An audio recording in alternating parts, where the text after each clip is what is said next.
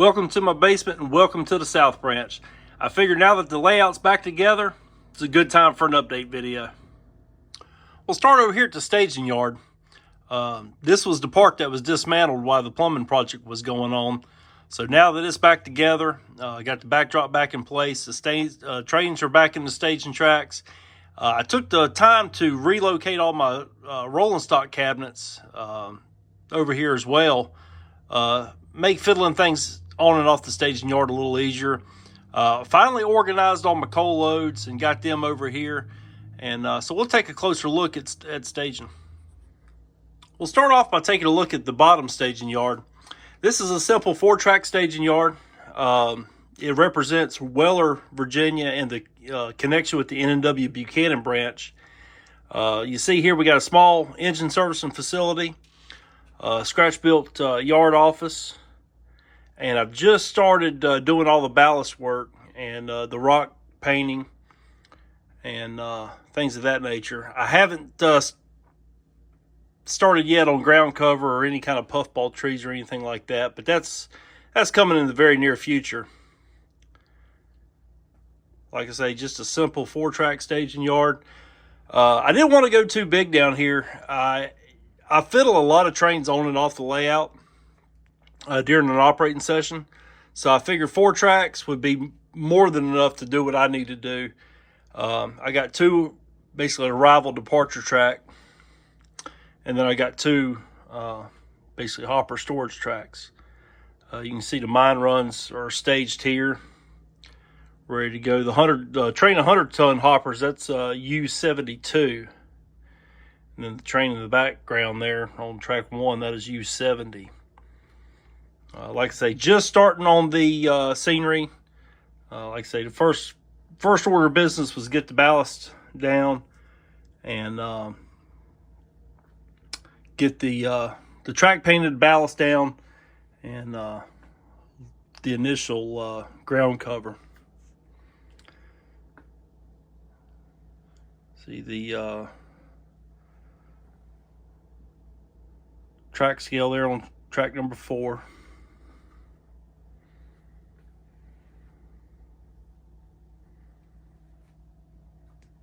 And you can see the gaps there in the both in the hard shell plaster cloth and the track there is where the lift out section is to access the door. Just started working on the N&W style telephone poles. Got a little bit of work left to do on those, but those are modeled after the ones that are in Weller. And the 2 tracks just stub in against the wall there beside the tower. And then basically the arrival departure tracks, they get tied in together over here where the electrical panel is. So I can run around the train and shove it off. Got a 3D printed yard office / freight house / station. That is modeled off the one on the Bluestone branch at Montcalm, West Virginia. Then the Walthers Pennsylvania style brick yard tower.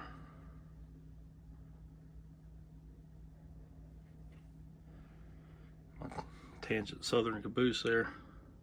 The Yellow Bay, that's the one that Elizabeth bought for me. And then, like I said, I got all my rolling stock cabinets, drawers, and my coal loads. All of them have been relocated over here, like I say, to make things, shuffling things on and off the staging yards a little easier. The staging yard measures out about 2 foot by 14 feet, and then about another 2.5 or 3 feet on the curve, tying tracks 1 and 2 back together.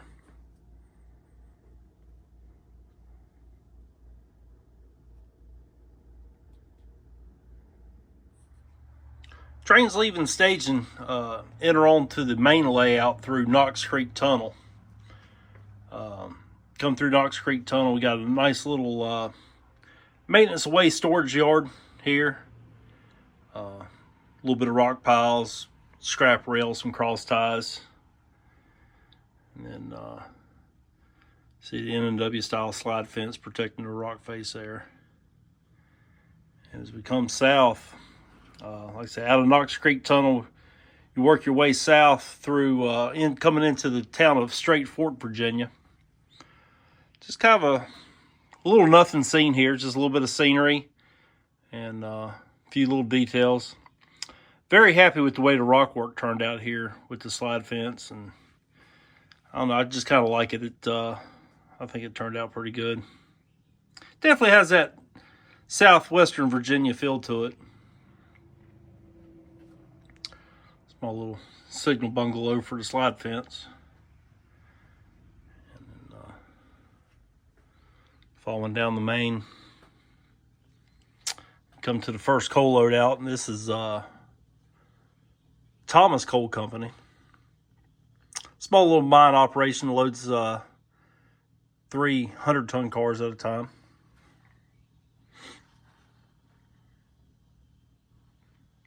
All the roads are, I'm not real good at roads, but I guess I try hard. All of them are made out of styrene, and they're all striped with drafting tape.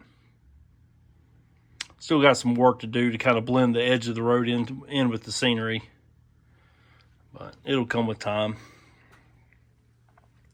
Coming into the town of Strait Fort, just a small little mining town.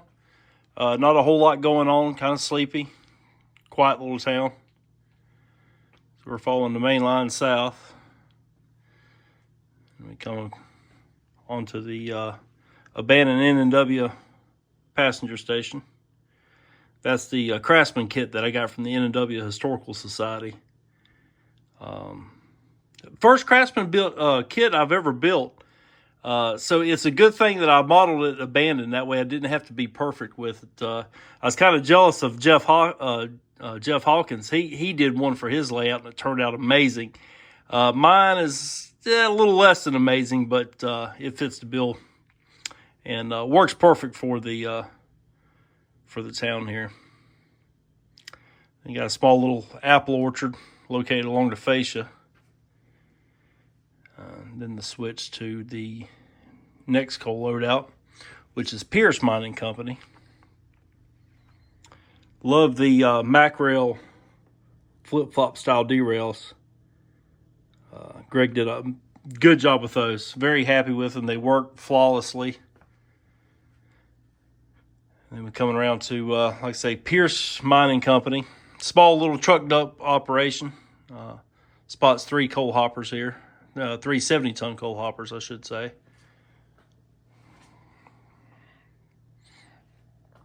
Coming around the turnback curve. The curves here, it's tight radius. It's a 24-degree radius curve, but it works good for the layout. It keeps things kind of tight and compact. Haven't had a problem with it yet, so hopefully it stays that way. I would have liked to have gone bigger if I could, but it was a lot easier to just stick with 24. I actually laid the curves out using Atlas set track. Got Henderson Creek here in the foreground, right up against the fascia as we come into the town of Wolford, Virginia. Got a small coal marshaling yard called Henderson Yard. Small little 3-track yard. It is a coal marshaling yard despite all the freight that I got in it. The freight cars you see here, that's the inbound stuff from Paynesville, West Virginia on local U16 and a few non-coal customers. Just to try to generate a little traffic on the layout. I do use the upper staging yard as a fiddle yard. And just to model a few off layout industries, just to generate some more non-coal industry.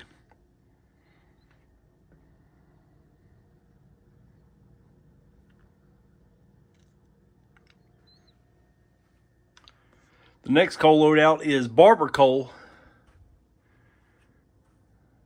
And again, it spots 3 70-ton hoppers.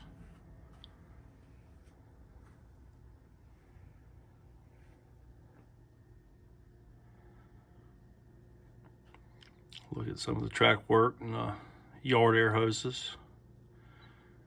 And the N&W style yard office. Low relief structure up against the backdrop. As we cross over Henderson Creek here.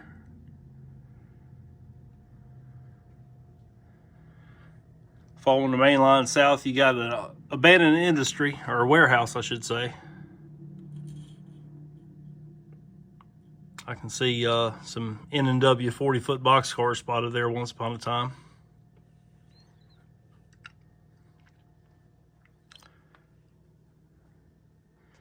Before we come into the next coal loadout, which is Smokeless Coal and Coke Company. That's a rearranged Waller's New River mining kit. And I spot either 8 100-ton hoppers or 10 70-ton hoppers here, just depending on what's in the yard and what's available hopper-wise. And then got the main line is in the foreground here, and the siding's in the background. Before we duck under itself and then go through the tunnel at Wright Fork, Virginia. That is a continuous run feature. I don't ever use it really. In theory, that the line continues south onto Stacy, Virginia. Very seldom do I ever use the continuous run feature. Even though I could, I run the layout point to point. I'm all about operations, and point-to-point switching is where it's at for me. Coming off the main line here, in the foreground you got Rogers Mine Supply Company. Takes the occasional boxcar mine supplies. It gets its name from Rogers Yard on the MR's Virginian layout. And then a small ammonium nitrate facility right beside it. Like I say, just to bring a little bit of variety to the sea of coal trains here, I do have a couple on layout industries that are non-coal related, and a few off layout industries that are non-coal related.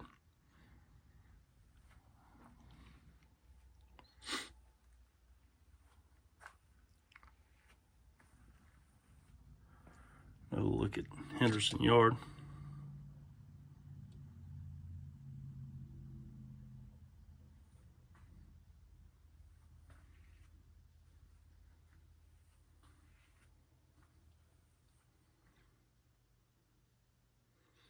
It's very odd to not have a coal train spotted in track number 3 back there. That's normally where the empties are kept for mine run U73. The last time I ran the layout, I actually ran the loaded train out of here. A unit coal train 830 bound for Norfolk. So in the next operating session, probably the first train of the next operating session will be 829. Coming back here to supply the empties for U73. Still here in Henderson Yard, we'll take the trip up to Paynesville, West Virginia on the Paynesville branch. The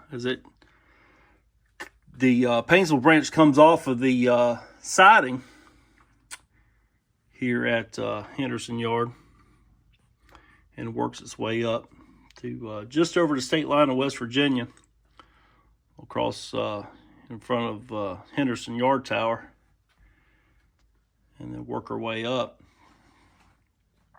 This is set on a 22-degree radius curve. Again, tight radiuses, but it works well for me, works well for the layout. I like the tight curves and the Appalachian feel. Work our way up a 2% grade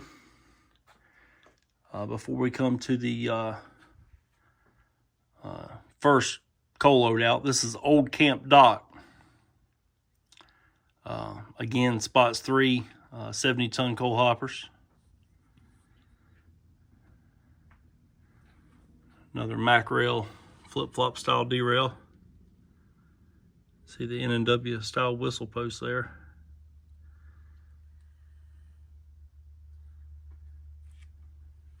All the sidings and industry spurs have the derails on them.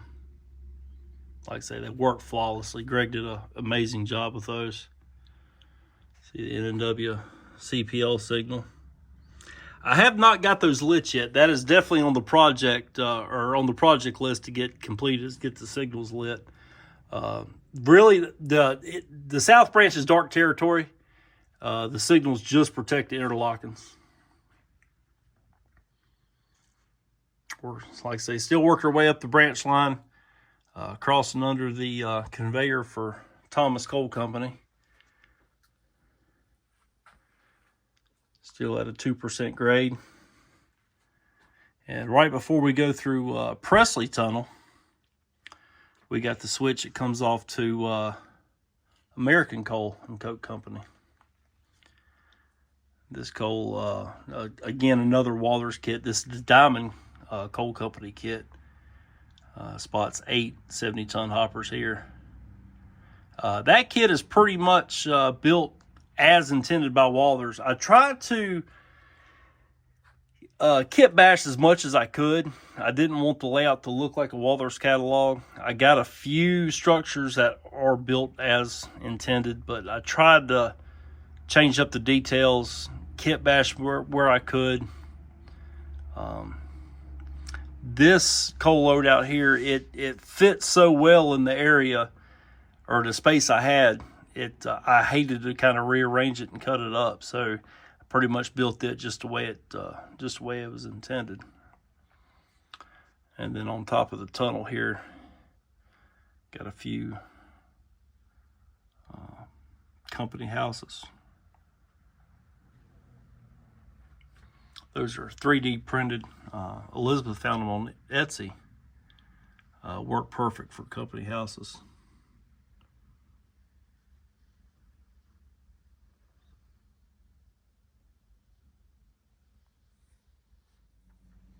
Once we go through the backdrop, we pop out here at Slate Creek Tunnel. Just a timber frame tunnel portal before you head across the bridge that crosses over the South Branch proper. Crossing over the yard throat for the south or the bottom staging yard, we come to Pocahontas Fuel. This is another small coal loadout with 3 70-ton hoppers again. That tends to be the standard for the coal loadout. It's usually 3 to 4 70-ton hoppers.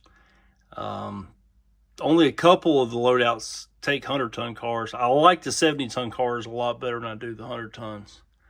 But then we come over to the upper staging yard, and this is a little bit smaller, just a 3-track staging yard. Again, same up here as with the bottom. Got the ballast work done, got the track painted.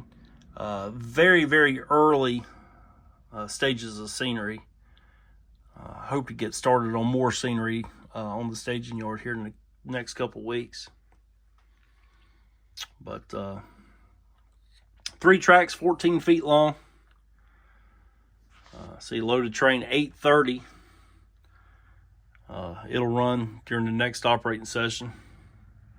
That is a Norfolk bound coal train. And then we have local U16 that will go to from Paynesville to Wolford.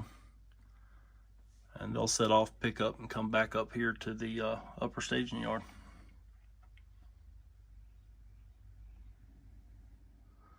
So that's pretty much it. That's a look at the NNW South Branch. Small layout. I coined the phrase early on, small in footprint, huge in operation. I run a lot of trains over the layout. I have a lot of fun. I said for forever, I'm not the best modeler, but I'm having a hell of a lot of fun doing what I'm doing down here. And so far, this layout, like I say, even though it's small in footprint, it has achieved every goal that I had in mind when I designed this thing. Like I say, it's a blast to operate. It's been, I haven't had any gremlins come out yet. It operates flawlessly so far, knock on wood. I haven't had any track problems, no derailments, no electrical problems. Even the old Digitrack Simplex radios are still hanging in there. So so far it's been a blast to operate on. Zero issues whatsoever. Like I say, the next big thing is going to be to like I say, do the scenery over here on the staging yard and get it kind of to the same level as what the rest of the layout is, and just do some more details, some more little tidbits here or there, just to make it really come alive, make some of the scenes pop. But the biggest thing is just to operate. I'm an operations guy. I love to operate, and I've yet to have the first official operating session down here, but I hope to very, very soon. I've had two actually scheduled. One was canceled due to sickness. A couple of my operators were sick. I was sick. And then I had to cancel the most recent one because of the plumbing problems in the house. We had to get the whole house replumbed. That was a pain in the ass, to say the least, but it's done. Like I say, the layout's back together. It's operational. Got everything staged, cleaned up, ready to go. So yeah, it's time to put the layout through its paces and have some fun on it. But I've kept y'all long enough. I appreciate y'all watching. Any questions, comments, concerns, feel free to leave them. And until next time, happy modeling.